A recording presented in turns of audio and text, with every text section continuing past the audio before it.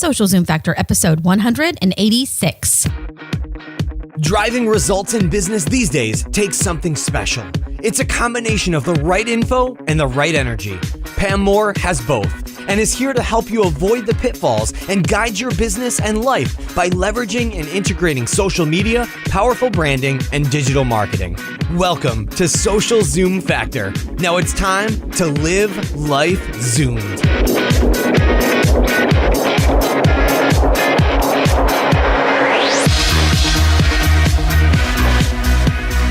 Does your current website or blog got you down? Do you need a better hosting platform to help your business zoom turbo versus speeds that are slow and holding you back? No need to look any further than our partner HostGator. Have an existing site? No worries. They can seamlessly transfer your existing site for free and have you zooming turbo in no time for as little as $4 a month. Check them out at HostGator.com and save 30% on new hosting packages using the coupon code ZOOM. Or simply go to socialzoomfactor.com/HostGator.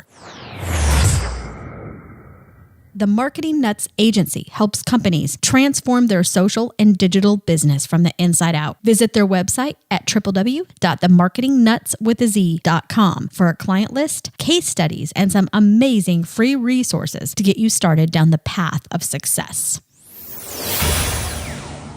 Hey there, Zoomers, and welcome to Social Zoom Factor. Hope you are doing fabulous today because this is a Fab 5 Friday episode, and the information is useful whether you are listening to it on a Monday or a Sunday or a Friday. So let's go ahead and dig in. These episodes tend to be a bit shorter, but they are packed with value. And today we are talking about the power of social media research for learning about your customer, okay?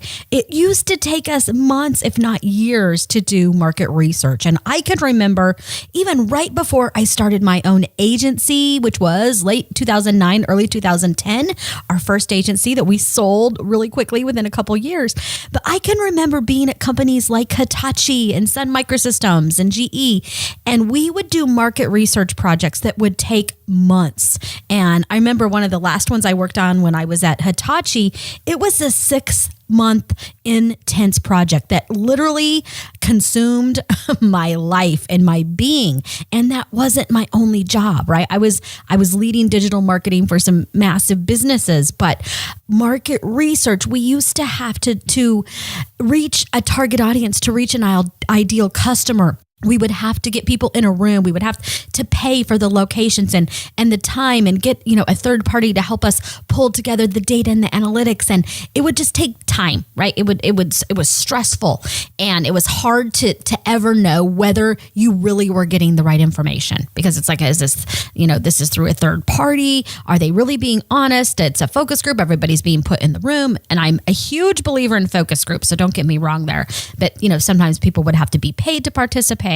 So you would always wonder, what really is the quality of this sample of these people we're talking to, even if it was on a global scale. So the biggest thing that social media does is it makes research available to you 24/7. So if you've never thought about using social media to learn more about your customer, to learn more about your market, that's what I'm hoping to inspire you to do in this podcast episode today. And we're going to be talking about some specific things that you can learn about your customer and your market. Okay, so we're going to get granular because it's really not that difficult. I want you to just think about it from a marketing and a customer perspective, okay? And if you ever listen to my podcast, you know for a fact that I'm always preaching and teaching you that you need to know your customer. You need to know what keeps them up at night. You need to know what they're thinking. You need to get in their head. And I have several podcasts I've done on this topic with 10 to 20 things you need to know about your customer.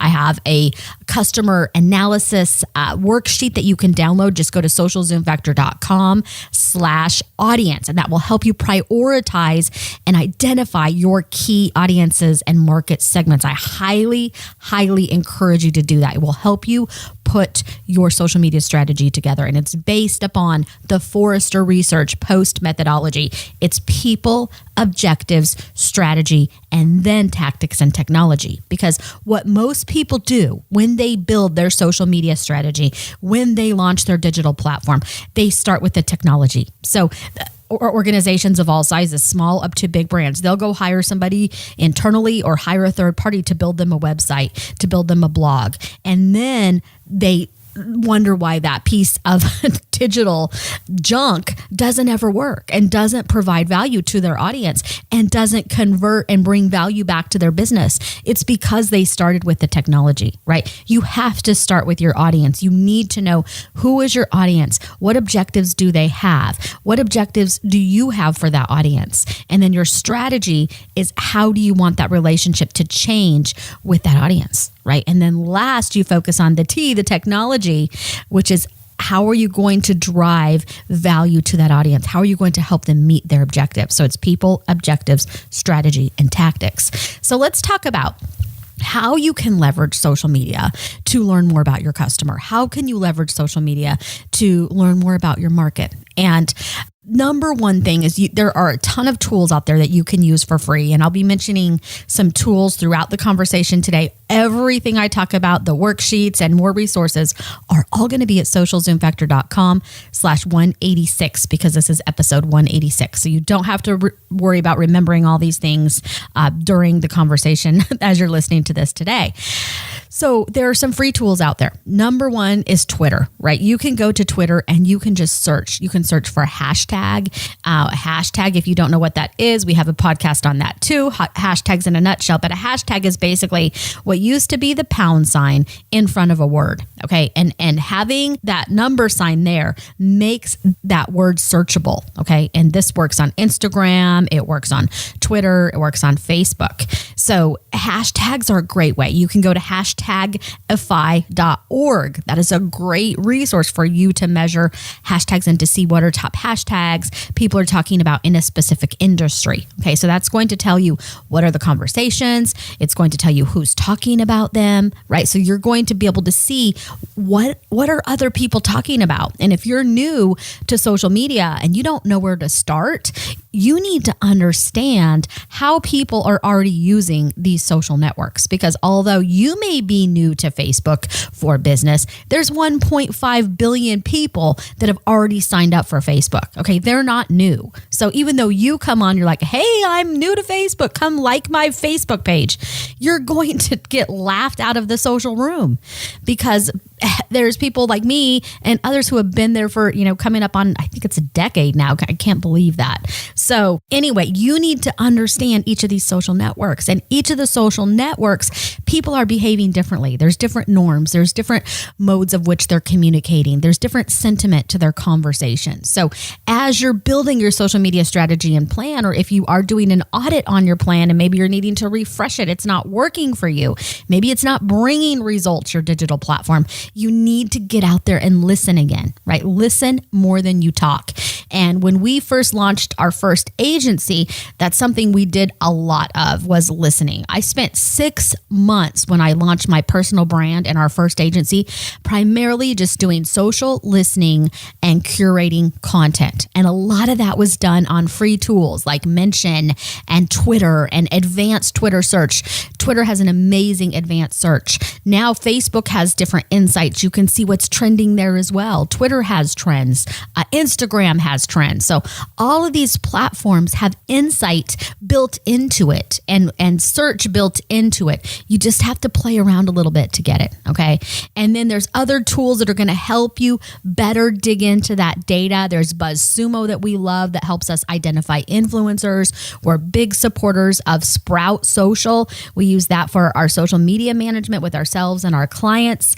And it has some good social listening as well, so we can be very responsive to our accounts and our clients' accounts. And then there's Hootsuite, there's Radian6, there's Reputation.com. to name a few. So, you can go out to Google and just do a few Google searches on, social media research tools, social media listening tools, and you can, add the term in their reviews. So you can see what a lot of people are saying about some of these different tools, or you can just hire a third party, a consultant or an agency like ours to help you, muddle your way through that more quickly and really figure out what your objectives are. Because before you go spend a ton of time, researching tools and spending money getting demos from all these vendors, because they love to give you demos and they love to get you signed up for a trial, and then you've wasted a month playing with a tool that honestly you may not even need. You need to know what your objectives are. Not every tool is good for you, depending on where you are in the life cycle of building your social business, right? If you're right at the very start, you probably don't need a Radian 6. You can get by with some of these free or more inexpensive tools. Okay, so just be very careful. Crawl, walk, run with selecting those tools. Okay, but let's talk about what we can learn about our customer and our market. So number one thing is you can learn what people think about your brand. What do your customers like or not like about your brand? What is your general community, maybe in your local area, in a national community, international? What do they think about your brand? What do they think about your employees?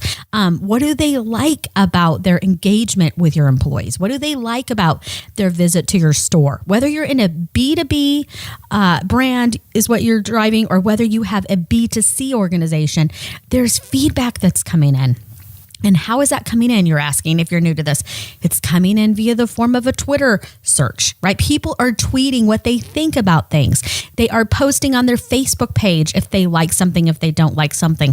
They're checking in on different platforms, whether that be Foursquare, whether that be Facebook, whether that be Instagram. Now you can check in. Swarm, a lot of people will check in on these different apps and then they'll tweet them out. So you know what their behavior is. You can then start to peel back the onion. And, I love using that analogy. We peel back the onion and we're able to see what is driving that activation. Okay. Why are they checking in? Why are they tweeting something? Because there's usually a reason. And that's either going to be an emotional reason that they're doing it, or it's just going to be a business reason. They experience something that they want to share. Maybe they feel an emotion. They're happy, or they're mad, or they're sad, or they're just somebody that likes to get attention. Okay, that's still a reason that's activating them. They want to tell everybody everywhere that they are. So you need to get to what is that emotional driver? What is that business driver of what is activating them to share that information? Within that piece of data, those pieces of data is a gold mine for you, because it's more than just saying, okay, they checked in, or okay, they shared this. Why did they share that? What did they like or dislike about that? What was the emotion behind that action that they took to share that piece of information? Okay. Tip number 2 thing that you can learn is demographics of your followers. So there are many tools out there that will enable you to do this. And even deep inside Twitter analytics, you can see amazing demographics of your followers. And there's tools that we can look at, what is the education of your followers? What is their work? What is their experience in business? What are the topics that they are interested in? What are the other people that they are connected to? There are tools that we've been using with our clients for years that will tell us, based on hundreds of social networks, what are the top social networks that their followers are utilizing. So we know where to go target. We know what is happening. If they have a good following that's engaged on Twitter, for example, then we can go look and see what are those other social networks that their audience, their followers are engaged on, and why, right? We can start to dig into that, because the question we always want to be asking is why? Why does anybody care about what you're doing on social, what you're doing in business? You need to answer that. Why do they care that you and your brand exist? And the more that you can know about who they are and what their behavior is, the more that that's going to help you. So demographics are key. You can get demographics from just about every social network network that is out there. I encourage you to really dig into the insights of the native social network, whether that be YouTube, Facebook, LinkedIn, Twitter, and look at what are those demographics. Number 3 is that you can look at what and who people are engaging with. So who are they engaging with? What other brands are they engaging with? Are they engaging with your competition? Who is engaging with your competition? Are they engaging with partners? If you're working in a B2B tech space, for example, you have an entire channel of sales and resell and value-added resellers. Who are they engaging with? Who are the players, the thought leaders, the influencers in your industry that are driving these conversations? And this is where we have a load of fun with our clients. We love doing market research around influencers, and we put a lot of influencer programs together with clients of all sizes, from small business all the way up to Fortune 10 brands. And we help them identify those influencers. We help them then go put together a program to build relationships with those influencers that is nurtured over time. And it's not just about getting people to tweet for you and finding the people with the highest clout score and influence score and the most Twitter followers and getting them to share tweets. Okay, yes, there may be an amplification strategy, but what we're talking about here is who is moving content, who is having conversation, who has an audience with a listening ear that is eager and sitting on the edge of their seat, waiting to hear this information and the content being shared from an influencer, right? That's more about what an influencer is. And I did some podcasts in the past, I believe, that are really good. People have really liked them. I did like influencer marketing in a nutshell. I talked about the difference between free earned media, paid media, and influencer marketing type of media. So I encourage you to check those resources out. If you are brand new to influencer marketing and social listening, those are really, really going to help you. Okay, before we go into our last 2 tips for social listening and market research, we need to hear a few words from our sponsors because they are what keeps this podcast rocking. So please give them a listen and I'll be right back. Would you like to get your business zooming turbo online, but don't know where to start? Is website development not your thing? Check out HostGator.com for all of your hosting needs. They have easy one-click WordPress installs or drag and drop website builders. If you need even more help, their website design, setup, SEO, and even managed services can have you zooming in no time. We have been hosting our own and client sites at HostGator for years, and I can personally validate that their service by far beats out their competition. With one little tweet, email, or chat conversation, they are there and ready to help you Zoom or resolve any issues that may come up 24/7, 365 days of the year. HostGator has the capacity to grow with you and scale when and how you need them to without headache or costing you a fortune. Check out HostGator.com today and save 30% on new hosting packages with coupon code ZOOM, or simply go to socialzoomfactor.com/HostGator. Again, that's socialzoomfactor.com/HostGator. Do you ever feel stuck in a rut, like your online business and social business isn't all that it could be? The Marketing Nuts Agency helps small businesses clear up to the Fortune 50 brands, provide clarity and vision for current and future programs. The Marketing Nuts believe in ROI-driven decision-making while still inspiring audiences with relevant content. From social business strategy and consultation, influencer marketing, to corporate training and workshops, and fully outsourced digital and social programs. The Marketing Nuts helps you prioritize your investment, impact business goals, and inspire your audience to invest in a relationship with you. To start the conversation, visit www.themarketingnuts.com. I'm back. Okay, number 4 is you can learn what content your audience, your ideal customer, your market is consuming and sharing. Okay, and this type of information and data is one of those jackpot data sources. Okay, friends. So when you can analyze and understand what content people are consuming right? What is the content they're reading? What is the content they're engaging with on a daily basis? What's the content they're listening to? What podcasts are they listening to? What videos are they watching? What Snapchats are they following? What Instagram feeds are they reviewing? What, pages do they like on Facebook that they're reading and sharing every day? When you start to understand that information, you start to better understand your client. Okay. And then you start to know what they want from you, which is the last tip, number 5, because you need to know what they want to learn and hear from you. Okay. So by you understanding what they're sharing, what they're consuming, what they're curating. There's a lot of people that don't create their own content when it comes to social media. They do a ton of curation. And that basically means they find the best content every day and they share that out. Many people will schedule that out for the whole day. They'll take a half hour reading content, learning about their industry in the morning, and then they will schedule those tweets out during the day while they go do their day job. Okay. Or some people will pop in and out, during the day and see what's happening with news, and will be sharing that information out. So when you learn what content they're consuming, what content they're curating, what content they're sharing is oftentimes an endorsement. It's saying, I like this piece of information. Now, some people will share for different objectives. They'll share to get attention. They may share for emotional reasons. They may share to activate an audience. But a lot of times, most of the times, people are sharing because they have read that content. They have an emotional attachment to it. They want other people to learn about that content. So when you can start to dig into why are they sharing, why are they consuming, why are they curating